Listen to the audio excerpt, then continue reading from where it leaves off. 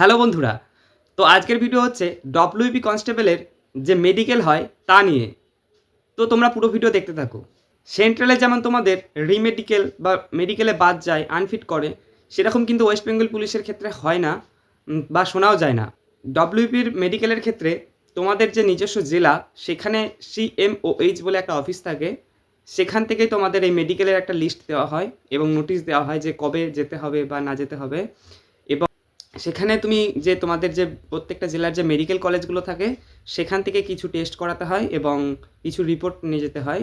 এছাড়াও তুমি যদি মনে করো কোনো সরকারি ডাক্তারের থেকে প্রেসক্রাইব করে যে রিপোর্টগুলো করে নেবে, সেটাও করতে পারো, অসুবিধা হয় না। এবার ওই যে সিএমওএইচ অফিস আছে, সেখানে গিয়ে জমা দিলেই হবে।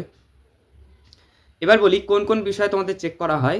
এখানে কিন্তু তোমাদের যে চোখ, কান, নাক এবং তোমাদের বুকের ইসিজি করা হবে, ব্লাড টেস্ট করা হয় এবং ইউরিন টেস্ট করা হয়। চোখ, নাক, কানের ক্ষেত্রে অনেকে কানে হয়তো কম শোনে, অনেকের নাকের কিছু প্রবলেম থাকে এবং চোখের ক্ষেত্রে যে তোমাদের দূরের বস্তু দেখতে অসুবিধা বা কাছের বস্তু, এটা খুব একটা এফেক্ট করে না, কিন্তু তোমাদের যে কালার ভিশন থাকে অর্থাৎ বর্ণান্ধতা, সেটা কিন্তু দেখা হয়। আর ইসিজি হবে, ব্লাড টেস্ট হবে এবং কোন কোন জিনিস আর করতে হবে সেগুলো তোমরা ওই সিএমওএইচ যে অফিস থাকবে সেখান থেকেই নোটিশে তোমরা দেখতে পাবে। এক্ষেত্রে তোমাদেরকে বলি যে সেন্ট্রালে যেমন তোমাদের হাত ঘামা বা নখ নিতে বাদ দেয়, ওয়েস্ট বেঙ্গলে কিন্তু এগুলো টেস্ট হয় না। তবে অনেক সময় যে এই সিএমওএইচ অফিস আছে, এখানে তোমাদের ওই রিপোর্ট শো করলেই হয়ে যায়। আবার কিছু কিছু ক্ষেত্রে এমন দেখা গিয়েছে যে ওখানেও তোমাদের কিছু টেস্ট করা হয়।